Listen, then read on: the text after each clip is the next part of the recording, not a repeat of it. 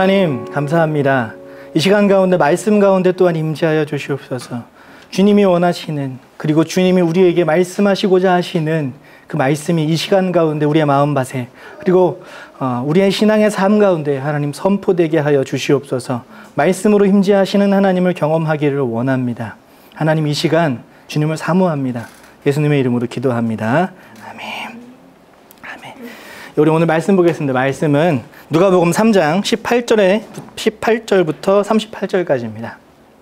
누가복음 3장 18절부터 38절까지의 말씀입니다. 누가복음 3장 18절에서부터 38절까지의 말씀. 우리 준비되셨으면 제가 한 절, 여러분들이 한 절, 이렇게 교독으로 한번 읽어보도록 하겠습니다. 요한은 그 밖에도 많은 일을 권면하면서 백성에게 기쁜 소식을 전하였다. 그러나 궁금한 헤롯은 자기 동생의 아내 헤로디아와 관련된 일과 또 자기가 행한 모든 악한 일 때문에 요한에게 책망을 받았고, 거기에다가 또 다른 악행을 보태었으니 요한을 옥에 가둔 것이다. 백성이 모두 세례를 받았다. 예수께서도 세례를 받으시고 기도하시는데 하늘이 열리고 성령이 비둘기 같은 형체로 예수 위에 내려오셨다. 그리고 하늘에서 이런 소리가 울려왔다. 너는 내 사랑하는 아들이요 나는 너를 좋아한다. 예수께서 활동을 시작하실 때에 그는 30살쯤이었다. 그는 사람들이 생각하기로는 요셉의 아들이었다. 요셉은 엘리의 아들이요.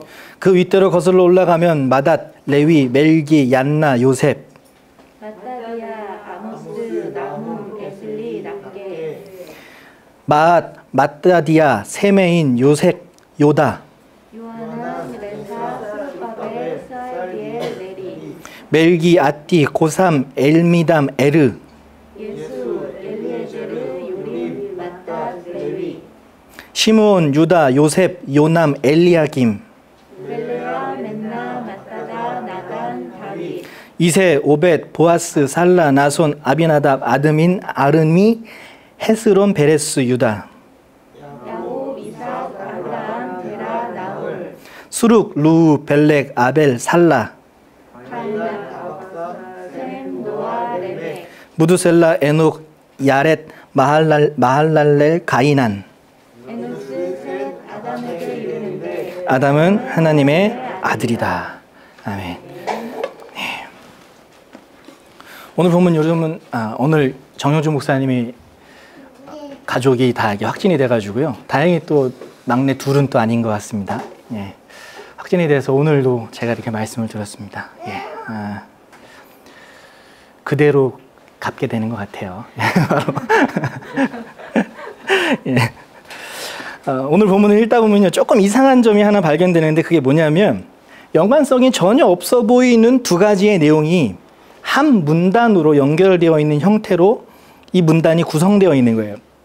첫 번째 내용은 세례 요한과 예수님의 세례 사건이에요. 여기까지는 자연스럽게 흘러갑니다. 그런데 하지만 후반부로 가면 전혀 다른 내용이 나옵니다. 어떤 게 나오죠? 갑자기 예수님의 족보가 나오는 거예요. 세례 요한이 얘기를 하다가 갑자기 족보가 나옵니다. 내용상으로도 그렇고요. 또 문장의 형태의 그런 흐름으로도 이게 자연스럽지 못합니다. 어떻게 예수님의 세례 사건과 족보가 연결될 수 있을까? 하지만 누가는 이 어울리지 않는 두 가지 내용을요, 조금은 억지스럽게 그렇게 좀 연결을 시켜 놓습니다. 23절과 24절 말씀이에요. 23절과 24절 한번 보여줄 수 있을까요? 23절과 24절. 네. 한번 읽어보겠습니다. 시작. 예수께서 활동을 시작하실 때에 그는 30살쯤이었다. 그는 사람들이 생각하기로는 요셉의 아들이었다. 요셉은 엘리의 아들이요. 그러면서 쭉쭉 이렇게 또 요셉부터 거슬러 올라갑니다. 예수님이 세례를 받으신 후에 이제 활동, 즉 공생의 사역을 시작할 때 나이가 30살쯤이었습니다. 여기까지의 내용은 자연스러워요. 그런 다음에 뭐라고 나와요? 예수님은 많은 사람들이 생각하듯이 누구의 아들이었다고요? 요셉의 아들이었다. 여기까지도 조금 자연스러워요. 그래도 괜찮은 것 같아요. 근데 그 문제는 그 다음이에요. 그리고 나서 요셉은 엘리의 아들이고 또 엘리는 누구의 아들이고 누구 이렇게 하면서 갑자기 족보가 쭉 나와요. 그리고 그 족보의 마지막에 어떻게 끝나요? 아담까지 거슬러 올라가서 하나님에게서 그 족보가 끝이 납니다. 다시 말해서 예수님의 세례 사건과 공생의 사역의 시작, 그리고 이 족보로 흘러가는 이 본문을 통해서 누가는 우리에게 전하고 싶었던 메시지가 있었던 거예요. 오늘은 이 두 가지의 이야기, 예수님의 세례 사건과 그리고 예수님의 이 족보의 이야기, 이 두 가지 이야기를 통해서 예수님에 대해서 좀 더 알아가는 그런 시간이 되기를 원합니다. 우리 먼저 18절에서 20절까지죠. 한번 말씀을 읽어볼게요. 18절에서 20절까지의 말씀 보여줄 수 있을까요? 예, 한번 읽어보도록 하겠습니다. 시작. 요한은 그 밖에도 많은 일을 권면하면서 백성에게 기쁜 소식을 전하였다. 그러나 분봉왕 헤롯은 자기 동생의 아내 헤로디아와 관련된 일과 또 자기가 행한 모든 악한 일 때문에 요한에게 책망을 받았고 거기에다가 또 다른 악행을 보태었으니 요한을 옥에 가둔 것이다. 우리가 3장 전반부에서 요한의 메시지를 잠시 언급했었습니다. 여러분, 요한이 자신에게 세례를 받으러 나오는 사람들을 향해서 어떤 메시지를 전했죠? 혹시 기억하십니까? 올 두 벌 가진 자는 옷 없는 자에게 나눠주라. 세리들에겐 정해진 세금 외에는 더 받지 말아라. 군인들에겐 주어진 봉급 외에 다른 사람들의 재물을 빼앗지 말아라. 이렇게 명령을 합니다. 세례 요한의 메시지는 우리의 모든 삶에 정의를 곧게 세우라 라고 하는 메시지입니다. 여기까지는 목사로서 그리고 말씀을 전하는 사람으로서 감히 얘기하지만 저도 감당을 할 수 있을 것 같아요. 하나님이 나에게 세례 요한과 같은 메시지를 전하라 라고 하는 사람으로 부르셨고 그 부르심에 내가 확신을 한다면 저도 청중들에게 이렇게 선포할 수 있을 것 같긴 합니다. 그럴 수 있을 것 같아요. 근데 문제는 그 다음이에요. 문제는 그 다음입니다. 19절에 보면 한번 볼까요? 19절에 보면 여러분 그 메시지가 누구에게까지 선포되고 있어요? 19절에 누구에게까지 선포가 되고 있어요? 분봉왕 헤롯까지 선포가 되고 있습니다. 이 헤롯은 예수님 탄생할 때 헤롯 대왕이 아니라 그의 자녀 헤롯입니다. 근데 이 사람을 세례 요한이 책망한 거예요. 이 사람을 향해서까지 손을 가리키면서 그 헤롯을 가리키면서 이 사람을 책망한 겁니다. 그 책망의 이유를 19절에 뭐라고 이야기하냐면 자기 동생 아내 헤로디아와 관련된 일. 다시 말해서 지금 자기 동생의 아내를 자기의 아내로 맞아들였다는 겁니다. 이거는요, 이때 당시에 왕족들 사이에서 있었던 사건 중에 하나예요. 그들 안에서 불륜이 이루어지고 있었던 겁니다. 이 왕족을 향해서 이 왕들, 분봉왕 4개의 구역으로 나눠져 있어서 왕을 다스리고 있는 이 왕들을 향해서도 지금 세례 요한은 너희도 정의를 바로 세우라 라고 세례 요한은 지금 선포하고 있는 거예요. 일반 군중에게는 이해가 가요. 일반 군중에게는 할 수 있어요. 근데 막강한 권력을 가지고 있고 지금 자신의 목숨을 죽일 수도 있는 그 헤롯을 향해서도 너희도 정의를 바로 세우라. 똑같이 그들에게도 이 진리가 선포되고 있습니다. 말씀이 선포되고 있어요. 여러분, 찬송가 585장 어떤 찬양인지 아십니까? 요즘 찬송가를 많이 안 불러가지고 이렇게 장수를 딱 부르면 잘 기억이 안 나시죠? 찬송가 585장 내 주는 강한 성이요라고 하는 찬양이에요. 들어보면 다 아실 거예요. 내 주는 강한 성이요, 이렇게 하면서 시작하는 찬양입니다. 근데 이 찬송가의 3절이요. 이 찬양의 3절의 찬양을 곱씹어서 들어보면 굉장히 깊은 이야기를 하고 있어요. 3절 찬양이 이래요. 제가 불러드릴게요.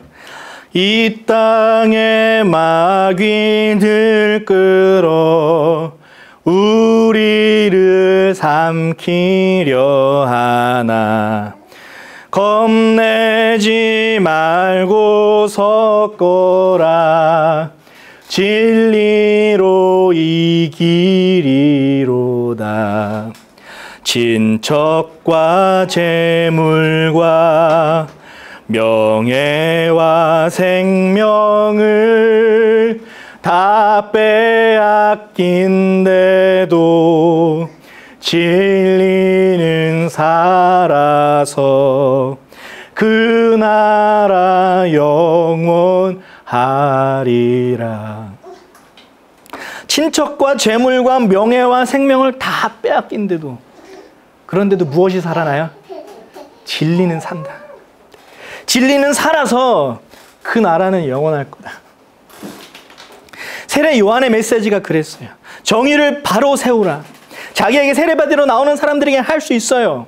자기에게 세례받으러 나오는 사람에게 회개를 원하는 사람들에게 그 메시지 전할 수 있습니다. 근데 한 나라의 왕에게도 전혀 굴하지 않아요. 타협하지 않아요. 동일하게 그에게도 선포됩니다. 왜? 진리이기 때문에. 진리이기 때문에. 결국엔 이것 때문에 세례 요한은 체포되고 옥에 갇혀서 목숨을 잃게 됩니다. 다 빼앗기게 되는 거예요. 하지만 세례 요한이 전한 진리는 살아납니다. 다시 그 나라는 세워집니다. 여러분, 오늘날 우리 교회의 메시지가, 우리 교회에서 선포되는 메시지가 왜 이렇게 힘을 잃어버렸는지 아십니까? 교회 안에서 좋은 음향을 갖춰서 귀로는 잘 들리긴 하는데 정작 선포하는 목회자는 그 메시지를 피해가기 때문에 그래요. 교회의 중직들도 이 메시지를 피해 다녀요. 성도들도 듣고 싶은 대로만 들립니다. 들리는 부분만 발췌해서 들어요. 오늘 우리가 말씀을 타협하면서 듣고 있는 것은 아닌지 우리가 한번 좀 돌아봤으면 좋겠습니다. 내가 의도적으로 피하고 있는 말씀들, 여러분들 안에서 부대끼는 말씀들이 아마 성경을 읽다 보면 나올 거예요. 아니면 그 전에 있었을 거예요. 근데 어느 순간부터 이걸 잊어버렸죠. 성경을 읽거나 말씀을 들을 때 내 마음에 걸리는 말씀들이 있어요. 여러분, 그런 말씀을 들어야 합니다. 소화해내야 합니다. 타협이 아니라 말씀을 따라가야 합니다. 오늘 말씀을 들으면서 우리 안에, 여러분 혹시 여러분 안에 걸렸던 말씀들이 있지 않습니까? 생각나는 말씀들이 있지 않습니까? 그렇다면 다시 그 말씀을 꺼내보기를 원합니다. 제가 여러분들 괴롭히려고 그러는 거 아니에요. 여러분들 괴롭히려는 거 아닙니다. 오히려 그런 말씀이 여러분들 안에 하나라도 있다면 여러분 그것 자체가 복입니다. 이건 진짜 복이에요. 아주 큰 복입니다. 그리고 이제 이 말씀을 여러분 소화해내기를 정말 간절히 축원드립니다. 결국에 세례 요한은요, 이 메시지로 감옥에 투옥되고 그리고 다음에 나오는 것이 이제 예수님이 세례받는 사건이에요. 누가복음이 재밌는 게 있어요. 그게 뭐냐면 우리는 다 알아요. 여러분, 세례 요한, 예수님이 누구한테 세례 받으셨어요? 세례 요한한테 세례 받으셨어요. 그런데 누가복음은 이 사실을 명확하게 기록하지 않습니다. 예수님에게 세례를 준 사람이 누구인지 명확하게 밝히지 않아요. 20절에 분명히 세례 요한은 헤롯에 의해서 어떻게 됐어요? 감옥에 투옥됐습니다. 그런데 이어서 21절부터 22절이에요. 21절 제가 먼저 읽어드릴게요. 백성이 모두 세례를 받았다. 예수께서도 세례를 받으시고 기도하는데 하늘이 열렸다. 무슨 말이에요? 20절에 분명히 세례 요한은 어떻게 됐어요? 감옥에 갇혔어요. 근데 21절에 어떻게 돼요? 세례를 예수님이 받으셨어요. 세례 요한이 투옥된 다음 21절에 예수님의 세례를 언급합니다. 누가 예수님에게 세례를 준 것인지 그 이름을 명시하지 않아요. 물론 우리는 세례 요한이 세례를 줬다는 걸 알고 있어요. 하지만 누가는 이걸 명시하지 않습니다. 오히려 세례 요한이 투옥되고 세례를 받았다고 이렇게 기록하면서 예수님에게 세례를 준 사람이 누구인지 그 이름을 의도적으로 흘립니다. 여러분 그 이유가 뭔지 아십니까?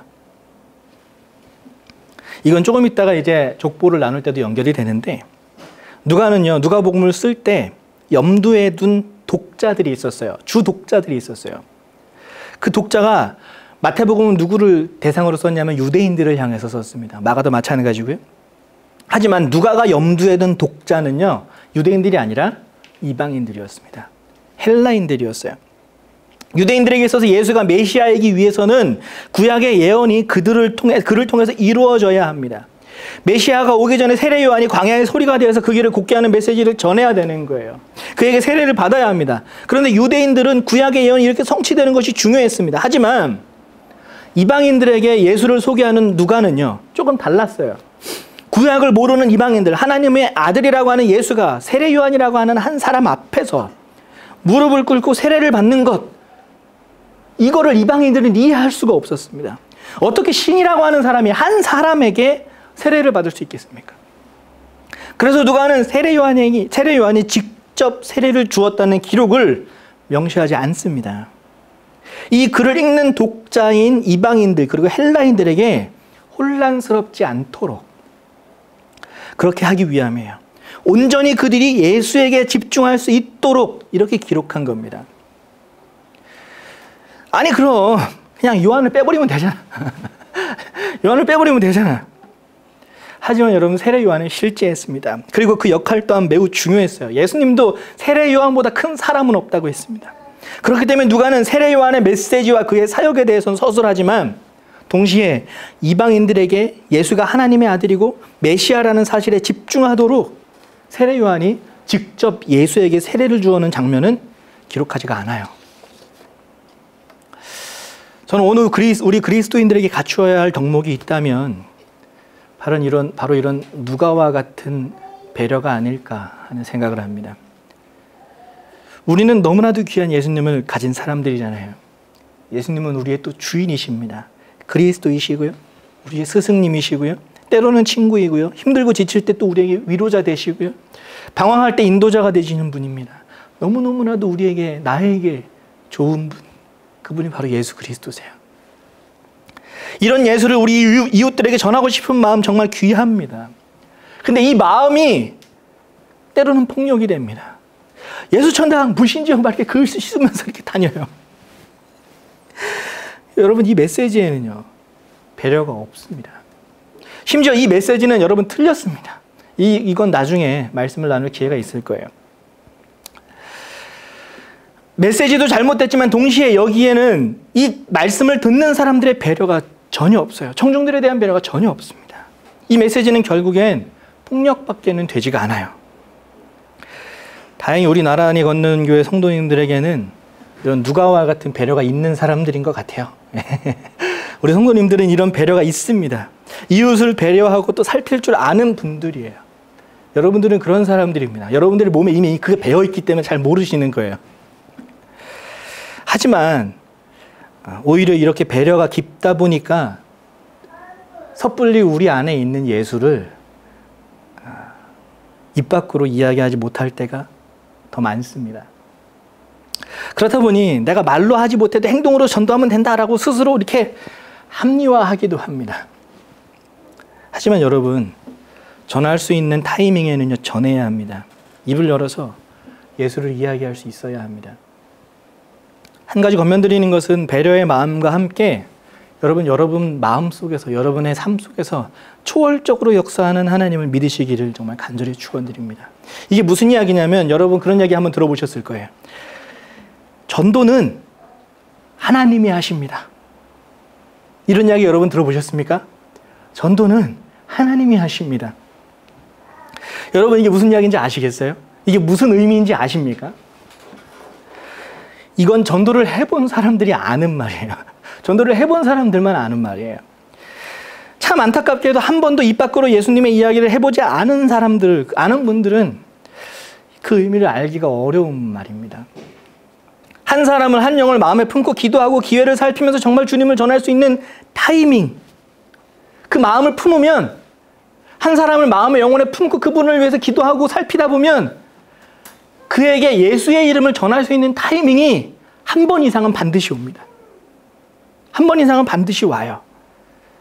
그때 나는 조리 있게 말을 잘 못하는 사람이지만, 내가 예수에 대해서 정말 잘 설명할 수는 없는 사람이지만, 그럼에도 불구하고 용기 내서 예수님의 이야기를 하다 보면 그때 그 타이밍에 정말 하나님이 기적같이 일하시는 걸 보게 돼요. 그걸 경험하게 됩니다. 그때 나보다 주님이 정말 간절히 저 한 영혼 원하시는구나, 여러분 그 마음을 느끼게 돼요. 초월적 하나님을 그 순간 경험하게 되는 거예요.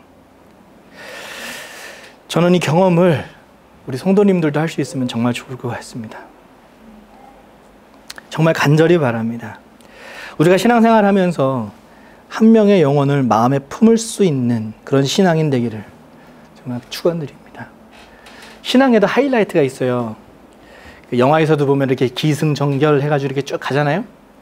근데 이 영화에서도 보면 하이라이트가 되는 부분이 있어요. 막 갈등이 고조되면서 갈등의 고조됨과 함께 그것이 해결해가는 그 과정들의 카타르시스 같은 게 있거든요. 신앙생활에도 그런 게 있어요. 근데 그 신앙생활의 이 하이라이트는 어디냐면 여러분 진짜 한 영혼을 마음에 품는 거예요. 그게 신앙의 하이라이트입니다. 구원의 역사, 정말 구원받은 역사, 그거 엄청 큰 거예요. 그 은혜도 너무 크거든요. 근데 여러분은 한 영혼을 마음에 품고 기도하다가 그에게 정말로 용기 내어서 예수 그리스도라는 한 사람에 대한 소개를 할 때, 꺼낼 때 여러분 정말 엄청난 은혜를 경험하게 됩니다. 그 또한 신앙의 정말 아주 절정기, 하이라이트예요. 여러분이 이걸 다 경험할 수 있으면 참 좋을 것 같아요. 이제 누가는요, 예수님의 세례 이야기 이후에 사역이 시작됐다고 알리면서 이제 뭔가 좀 어색한 문장을 이어가요. 갑자기 족보를 꺼내든 거예요, 이제. 내용상 전혀 연결이 되지 않는 내용이면은 어떻게 해요, 보통? 글을 쓸 때? 문단을 달리하거나 아니면 단락을 바꿔서 좀 그냥 숫자를 이렇게 딱딱 나열해가지고 딱 나옵니다. 그러면서 다른 내용이 이제 시작됩니다라고 암시를 주고 시작할 텐데 23절에 보면 예수님의 세례 이야기와 족보가 다른 문장이 아니라 한 문장으로 연결되어 있어요. 예수님의 사역이 30쯤에 시작되는데 이분은 요셉의 아들로 알려졌고 요셉은 엘레의 아들이고 그 위에는 누구고 그 위에는 누구고 그 위에는 누구고 하면서 이 부자연스러운 내용을요 아주 자연스러운 듯이 연결을 시켜놓습니다. 심지어 여러분 이걸 헬라어 원문으로 보게 되면 한 문장이에요. 문장이 끝나지 않는 겁니다. 다시 말해서 세례 이야기와 이후에 나오는 족보에는 아주 중요한 연관성이 있다는 이야기입니다. 이 족보는 마태복음에 나오는 족보와요 좀 많이 달라요. 나열하는 이름들도 많이 다르고요. 기술하는 방식도 차이가 있습니다. 심지어 여러분 아브라함부터 예수님까지 이름을 마태복음에 나오잖아요. 아브라함부터 이제 예수까지 이름이 쭉 나열하는데 그 이름의 총 인원이 41명입니다. 근데 누가복음은요. 아브라함 이전 말고 아브라함부터 예수님까지 나오는 인원이 56명이에요. 이상하죠? 틀렸다는 건가? 거기에 누가복음은 아브라함 이전까지 또 거슬러 올라가서 첫사람 아담까지 향합니다. 이 족보를 보기 위해서 여러분 두 가지 정도 전제할 것이 있는데 마태복음도 마찬가지입니다. 누가복음도 이 이름들 모두가 객관적인 사실이냐 사실이 아니냐 하는 것은요 논점이 아니에요. 관점이 아니에요. 그건 관심이 없습니다. 그건 이걸 어떻게 설명할 수 있냐면 여러분 오늘날 우리의 족보도 마찬가지예요. 오늘날 우리의 족보도 객관적으로 그 인원들이 나의 혈통 가운데 이렇게 확실하게 그 인원이 있었냐 그 명단이 있었느냐라는 건 여러분 관심 주제가 아닙니다. 이게 무슨 이야기냐면 우리나라도 족보책을 막 실제로 보관하는 사람들 있지 않습니까? 근데 그 족보가 정말로 객관적인 사실을 적어놓지 않았습니다.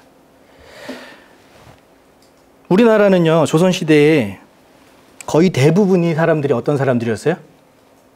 대부분의 사람들이 양반이었습니까? 아니에요. 대부분의 사람들이 상놈과 노비였습니다. 양반은 극소수였어요. 그러나 오늘날 후손이 된 우리는 상놈과 노비가 있습니까? 나는 상놈과 노비의 자손이야 라고 하는 사람들 여러분들이 있습니까? 아무도 없어요. 다들 우리의 조상은 다 양반이에요. 우리의 조상은 전부 다 양반입니다. 그것부터 벌써 우리의 명단이 틀려지기 시작했다는 거예요. 또 심지어 우리나라는요, 큰 전쟁과 수탈의 역사를 가진 민족입니다. 고려시대는 몽골의 침략이나 임진왜란이나 일제강점기나 근현대에 들어와서 또 6.25까지 겪었습니다. 근데 족보에 여러분 이런 전쟁의 역사를 실을 수 있었을까요? 전쟁 시기에 혈통이 섞이고 타민족들이 들어와가지고 막 혈통이 섞이고 있는 이 모든 과정을 족보가 설명해주고 있는 족보가 있을까요? 막 갑자기 징기스칸이 족보에 들어오고 막 이런 족보 보셨습니까? 아니, 그런 족보는 없습니다. 그게 사실임에도 불구하고 족보는 그걸 실지를 않아요. 지금 우리가 갖고 있는 족보도요, 이렇게 객관성이 없는데, 여러분 고대 1세기입니다. 1세기에 갖고 있는 족보가 정말 객관적인 사실에 관심을 두어서 그렇게 실었을까요? 아니에요. 그거에 중심을 둔 게 아닙니다. 근데 그럼에도 불구하고 이 족보를 드러내는 이유가 뭐냐면 우리의 조상이 누구인가를 보여주기 위함이에요. 이것을 통해서 우리의 가문의 정신과 자부심을 강조하기 위해서 이 족보를 드러내는 것이었습니다. 마태도 마찬가지였어요. 예수가 아브라함의 자손임에 동시에 우리 모두의 왕이라는 사실을 드러내기 위해서 다윗의 자손임을 강조하는 것이 마태복음입니다. 그럼 오늘 본문의 누가는 우리에게 무엇을 알려주고 있을까요? 누가의 족보는요, 조금 일반적인 족보와는 차이가 있어요. 일반적인 족보는 마태복음과 같이 어떻게 해요? 아브라함부터 이렇게 거슬러 내려옵니다. 조상부터 거슬러 내려오는 거예요.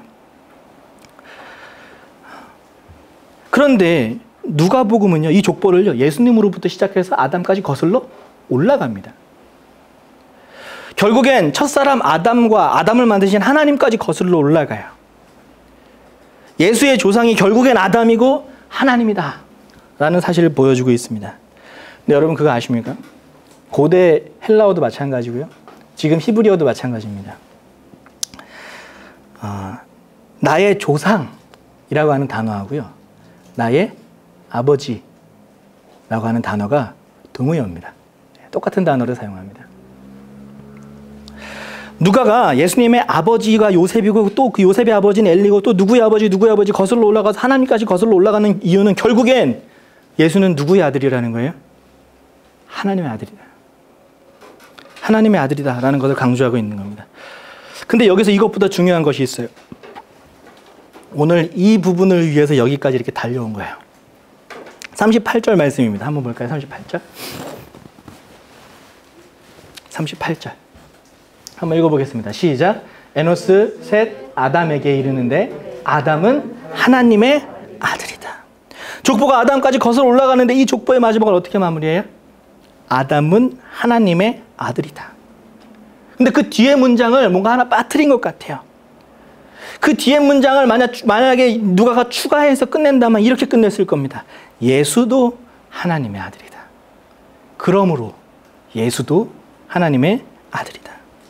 첫사람 아담을 하나님이 직접 지으셨듯이 예수 또한 하나님이 직접 낳으신 아들이다 라는 겁니다. 예수를 아담과 연결시켜 놓았어요. 여러분, 이런 누가의 생각이 어디에서부터 출발했을까요? 예수님과 아담을 연결하는 이 생각이 어디에서 출발했을까요? 여러분도 잘 알듯이 누가의 직업은 뭐였어요? 의사였습니다. 그리고 누가는 누구와 함께 복음을 전하러 다녔어요? 사도 바울과 함께 다녔습니다. 다시 말해서 누가가 첫사람 아담과 예수를 연결지어서 설명하려는 이 생각은요, 사도 바울에게서부터 시작됐다는 거예요. 실제로 사도 바울이 쓴 로마서 5장에서 사도 바울은 아담을 예수님의 모형이라고 이렇게 표현합니다. 로마서 5장 14절 말씀 제가 읽어드릴게요. 그러나 아담 시대로부터 모세 시대에 이르기까지는 아담의 범죄와 같은 죄를 짓지 않은 사람들도 죽음의 지배를 받았습니다. 아담은 장차 오실 분의 모형이었습니다. 바울이 이 이야기를 하는 이유는요, 그 다음 내용 때문이에요. 15절, 16절 제가 읽어드릴게요. 그러나 하나님께서 은혜를 베푸실 때에 생긴 일은 아담 한 사람이 범죄했을 때에 생긴 일과 같지 않습니다. 한 사람의 범죄로 많은 사람이 죽었으나 하나님의 은혜와 예수 그리스도 한 사람의 은혜로 말미암는 선물은 많은 사람에게 더욱더 넘쳐나게 되었습니다. 또한 하나님께서 주시는 선물은 한 사람의 범죄의 결과와 같지 않습니다. 한 범죄에서는 심판이 뒤따라와서 유죄 판결이 내려졌습니다마는 많은 범죄에서는 은혜가 뒤따라와서 무죄 선언이 내려졌습니다. 아담의 불순종으로 죄가 들어와서 사망의 왕노릇하게 되었습니다. 더 정확히는 죄의 영향력 아래 우리가 놓이게 되었다는 사실이에요. 하지만 예수 그리스도가 오셔서 죄의 영향력 아래 놓인 우리를 완전히 해방시켜 놓았습니다. 예수님이 오늘 오늘 말씀에서 예수님이 받으신 이 세례가 바로 이런 의미예요. 세례를 받으면서 물속에 들어가시는 것은 예수 이전에 죄의 영향력 아래 있던 모든 조상들과 함께 죽음을 의미합니다. 하지만 물에 나오시면서 성령이 비둘기같이 임하셔서 예수의 삶을 이끌고 가십니다. 이제 그 이후의 세대들은 하나님의 은혜의 영향력 아래 놓인 자들이 된다는 거예요. 세례는 하나의 예표입니다. 실제로 우리를 십자가로 이끌고 가셔서 함께 죽으심으로 죄의 영향력은 우리에게서도 완전히 끝이 났습니다. 그리고 부활을 통해서 하나님은 우리에게 무죄를 선고하셨습니다. 근데 여러분 어떻습니까? 우리는 여전히 죄의 영향력 아래 있는 것 같아요. 그런 느낌이 들 때가 있어요. 여전히 또 넘어질 수 있어요. 하지만 말씀이 계속 강조하는 건 뭐냐면 예수 그리스도의 십자가로 보증하는 것이 뭐냐면 아니야. 죄의 영향력은 너에게서 끝났어. 우리에게서 끝났어. 예수 아래 있으니 너는 죄가 없어. 무죄야. 라고 또 한 번 선언해 주신다는 거예요. 저는 이 은혜를요, 이름을 붙이는데 이렇게 이름 붙여요. 다시 시작하게 하시는 은혜다. 다시 시작하게 하시는 은혜다. 우리를 예수를 통해서 무죄라고 선언해 주시는 이 은혜는요, 우리가 어떤 자리에 있든지 다시 일어날 수 있도록 손잡아 주시는 은혜라는 거예요. 이걸 무엇으로 보증하셨습니까? 예수께서 그 아들을 십자가에 내어주시면서 보증하시는 거예요. 다시 말해서 하나님의 이 약속은 절대 철회되지 않는 약속이에요. 우리는 잠깐 넘어질 수 있습니다. 실망할 수 있습니다. 하지만 하나님의 은혜는 여전히 우리에게 무죄를 선고하시고 죄의 영향력 아래가 아니라 예수 그리스도의 은혜의 영향력 아래로 우리를 이끌어 주십니다. 우리를 여전히 끊임없이 자녀라고 말씀해 주십니다. 우리를 또 일어나게 하십니다. 이 은혜가 예수 그리스도에서부터 이제 시작되는 거예요. 여러분 안에서부터 이미 이제 시작되는 거예요. 우리는 그렇기 때문에 넘어질 수는 있지만 쓰러질 수는 없는 사람들이에요. 우리는 실망할 수는 있지만 죽을 수 없는 사람들이에요. 우리는 가끔씩 돌에 풀어서 넘어질 수 있지만 절망하지 않는 사람들이에요. 예수의 은혜가 우리를 여전히 붙들고 있기 때문에 아니야, 너는 하나님의 자녀야, 너는 무죄야 라고 선포하시는 하나님의 은혜가 우리를 지배하고 있기 때문에 그 은혜가 예수 그리스도로부터 시작됐습니다.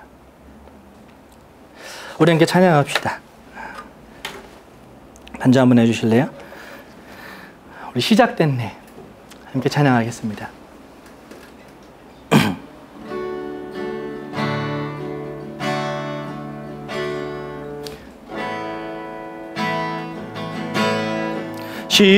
시작됐네. 우리 주님의 능력이 나의 삶을 다스리고 새롭게 하네. 자유 안에, 자유 안에 죄와 사망으로부터 나의 삶은 변하구나. 충만하네. 은혜로다. 주의 은혜 한량없는 주의 은혜 은혜로다. 주의 은혜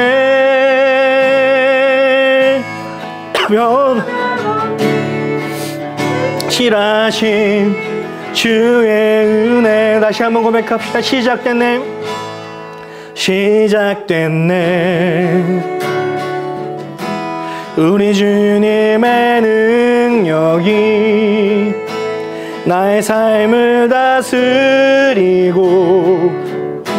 새롭게 하네.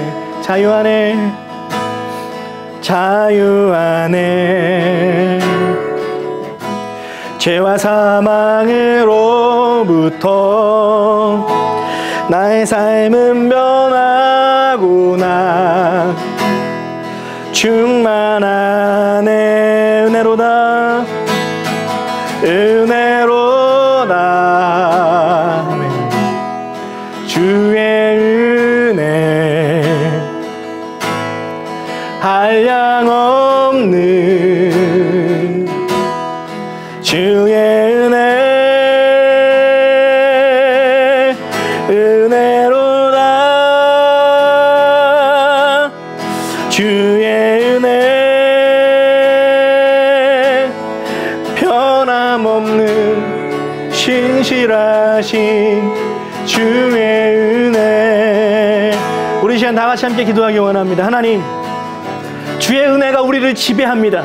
주의 은혜가 우리를 이끌어 가십니다. 주의 은혜가 우리를 다시 일으켜 주십니다.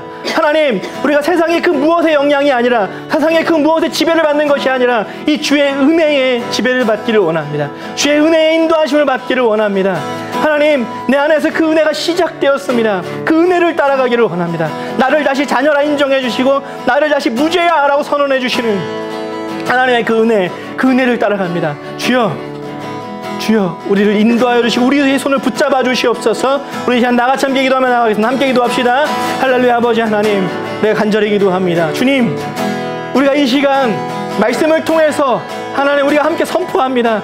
하나님, 우리는 주님의 은혜의 지배를 받는 사람들입니다. 우리는 예수 그리스도가 참 주인이 되셔서 하나님, 우리를 이끌어 가시는 우리는 주님의 자녀들입니다. 주님의 백성들입니다. 하나님, 우리가 쓰러질지언정, 우리가 넘어질지언정 주의 은혜는 다시 우리를 일으켜 주시고 주의 은혜는 우리를 다시 손잡아 일으켜 주십니다. 하나님, 그 은혜가 있기에 우리는 다시 일어섭니다. 그 은혜가 있기에 우리는 다시 좌절하지 않습니다. 하나님, 주의 은혜를 선포하게 하시니 감사를 드립니다. 주의 은혜를 우리에게 선포하게 하시니 감사를 드립니다. 하나님, 그 은혜를 따라 살아가겠습니다. 그 은혜의 지배 아래 살아가겠습니다. 하나님, 인도하여 주시옵소서. 우리 시간 다시 한번 기도하기 원하는 것은요, 우리가 후원하고 있는 인도의 신동인 임주의 선교사님을 위해서 기도하기 원합니다. 그리고 또 한 가지는 러브 더 월드를 위해서도 함께 기도하기를 원합니다. 미혼모 사역을 하고 있는 박대원 목사님과 그 모든 사역자들을 위해서도 함께 기도하기 원합니다. 그리고 또 한 가지는요, 우리 정영주 목사님의 가정을 위해서도 함께 기도하기 원합니다. 지금 코로나로 지금 회복은 다 된 것 같아요. 근데 정말 답답합니다. 오히려 이 시간이 정말 은혜의 시간이 되기를 원합니다. 우리 시간 다 같이 함께 모든 사람들을 위해서 중보하는 시간 갖기를 원합니다. 함께 기도하겠습니다. 하나님 간구합니다. 하나님, 이 시간 여러분들 역사해 주시고 우리 임주의 하나님, 그리고 신동희 선교사님, 인도의 그 선교 사역을 위해서 주님 인도하여 주시고 역사하여 주시옵소서. 주여, 간절히 기도합니다. 하나님, 주옵소서. 그들의 역사 가운데, 그들의 삶 가운데 정말 아버지 하나님, 주님의 그 도우심의 손길이 있기를 원합니다. 또한 우리 박대원 목사님, 하나님, 그 선교 사역 주님 주시옵소서. 주님 일하여 주시옵소서.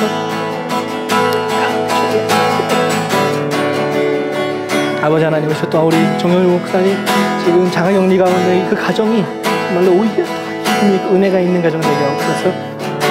하나님 간구합니다. 주님 간구합니다. 주님 역사해 주시옵소서. 일하여 주시옵소서. 주님 주시옵소서. 주님 간구합니다. 모든 사람에게 아픈 사람들 주시옵소서. 아멘. 하나님, 오늘 우리에게 주의 은혜를 선포하게 하시니 감사를 드립니다. 여전히 죄의 영향력 아래 있는 것 같이 느껴지고, 여전히 쓰러지고, 여전히 좌절하고 있는 모습 속에서 하나님, 우리는 여전히 죄 아래 있는 것은 아닌가 고민이 들고 또 절망할 때가 있습니다. 하지만 하나님, 말씀으로 보증해 주시고 예수 그리스도의 목숨으로 그 십자가로 보증해 주시는 주님, 아니야, 너는 내 자녀야, 너는 무죄야, 다시 일으켜 주시고 다시 손잡아 주시는 그 은혜, 하나님 정말 감사를 드립니다. 우리가 쓰러질 때마다, 좌절할 때마다 주님 다시 나를 자녀로 부르시고 손잡아 주시는 주님을 경험하게 하여 주시옵소서. 주님, 일하여 주시옵소서. 우리를 인도하여 주시옵소서. 이 시간 우리가 정말로 주 앞에서 선언합니다. 우리는 주의 은혜 아래 있는 사람들입니다. 우리는 주의 은혜의 이끌림을 받으며 살아가는 사람들입니다. 감사합니다. 예수님의 이름으로 기도합니다. 아멘. 예, 아까 전에 말씀하셨듯이 정영주 목사님이 가정이 지금 정영주 목사님 가정이 코로나로 확진돼서 자가격리 중에 있습니다. 여러분 위에서 좀 기도해 주시고요. 진짜 요즘에 정말 흔하게 발생하는 것 같아요. 여러분들도 조심하고, 여러분들도 최대한 조심하시고, 거의 끝물인 것 같은데 잘 극복할 수 있으면 좋겠습니다. 그리고 또 한 가지, 우리 오늘 예배 인원이 많지 않기 때문에요. 오늘은 점심 먹으러 갑시다. 예. 예. 우리 축도로 모든 예배를 마치도록 하겠습니다. 이제는 우리 구주 예수 그리스도의 은혜와 무한하신 아버지 하나님의 극진하신 사랑과 성령님의 감화감동 역사하심이 다시 주의 은혜 아래에 있음을 선포하는 우리 모든 성도님들 머리머리 위에 이제부터 영원토록 함께 하실지어다. 아멘. 아멘. 모든 예배를 마치도록 하겠습니다.